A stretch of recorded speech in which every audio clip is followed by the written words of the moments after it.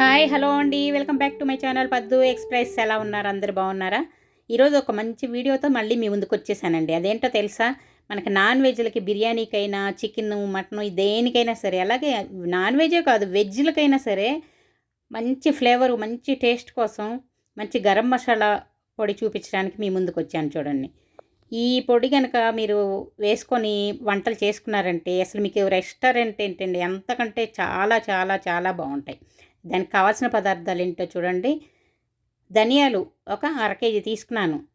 అలాగే జీలకర్ర ఒక 100 గ్రాములు, సోంపు ఒక 50 గ్రాములు, చెక్క ఒక 50 గ్రాములు, అలాగే లవంగాలు ఒక 50 గ్రాములు, మొగ్గ 50 గ్రాములు, అలాగే అనాస పువ్వు ఒక 50 గ్రాములు, ఇంకా బిర్యానీ ఆకులు అనమాట.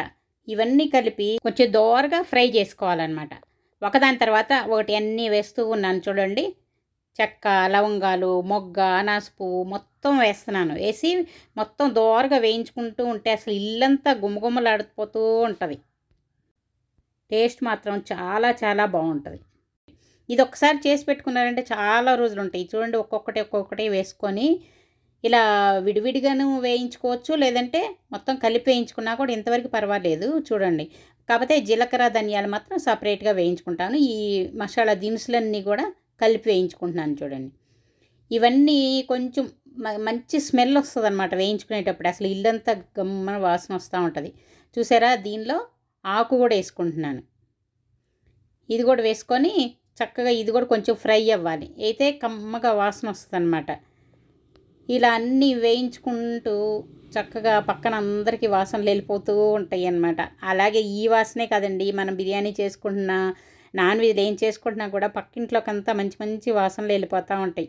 వాళ్ళకే ముందు నోట్లో నీళ్లు ఊరుతూ ఉంటాయి, వీళ్ళ ఇంట్లో ఏం వంటలు చేస్తున్నారా ఏంటా అని. అంత బాగుంటాయి అన్నమాట.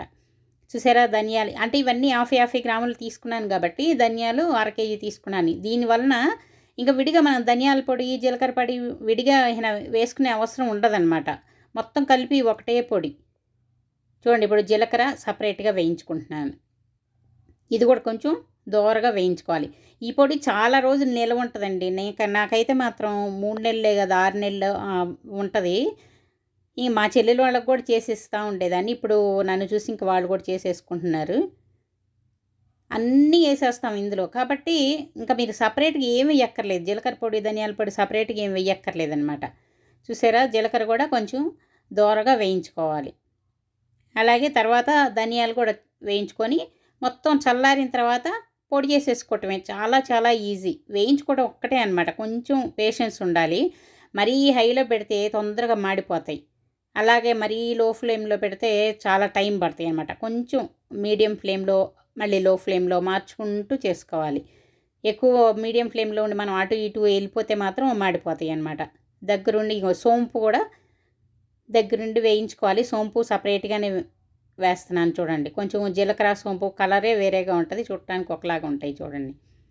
ఇది కూడా ఇలా ఫ్రై చేసేసుకొని పక్కన పెట్టుకోవాలి. ఇప్పుడు ధనియాలు వేసేసుకుంటున్నాను.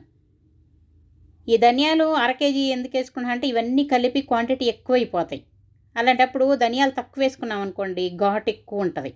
మళ్ళీ అప్పుడు ధనియాల పొడి విడిగా మళ్ళీ వేసుకోవాల్సి వస్తుంది అనమాట. అలా వేసుకునే అవసరం లేకుండా మొత్తం కలిపి ఒక్కటే పొడి, ఇంకా అసలు ఏం అక్కర్లేదు. ఇది వేసుకుంటే చాలు. ఇంకా నాన్ వెజ్లకి ఇంకా వేరే ఏమీ అక్కర్లేదు అనమాట. కొంచెం అల్లం వెల్లుల్లి పేస్ట్ వేసుకొని ఈ మసాలా వేసుకున్నారంటే ఇదేనండి నా సీక్రెటు. నాన్ వెజ్లు మాకైతే మాత్రం నాన్ వెజ్లు అయితే తిన్నవాళ్ళు చెప్తారు. మా పిల్లలకు కూడా నేను చేసే నాన్ వెజ్లు అంటే చాలా ఇష్టం అనమాట. అంటే నేనేదో గొప్పగా చెప్పుకుంటున్నాను కాదు, కానీ ఈ పొడి చేసి పెట్టుకొని కొంచెం అల్లం వెల్లుల్లి పేస్ట్ వేసుకొని ఇది చేసుకొని ఒకసారి మీరు కూడా ట్రై చేసి చూడండి, మీకే తెలిసిపోద్ది. చాలా చాలా బాగుంటుంది. ఇది చల్లారి పెట్టుకున్న తర్వాత మిక్సీ వేసేసుకుంటే ఇది 6 నెలలైనా ఏం పాడవదండి. బాగా ఫ్రై చేసుకుంటున్నాం కదా, చాలా చాలా బాగుంటుంది. తప్పకుండా మీరు కూడా ట్రై చేయండి. ట్రై చేసి ఎలా వచ్చిందో నాకు కమెంట్ సెక్షన్లో కమెంట్స్ పెట్టండి. అలాగే ఈ వీడియో మీకు నచ్చినట్లయితే లైక్ చేయండి, మీ ఫ్రెండ్స్కి, బంధువులకి షేర్ చేయండి. ఇంకా సబ్స్క్రైబ్ చేసుకొని వాళ్ళు ఉంటే సబ్స్క్రైబ్ చేసుకోండి. మళ్ళీ ఇంకో వీడియోతో మీ ముందుకు వస్తాను. బై.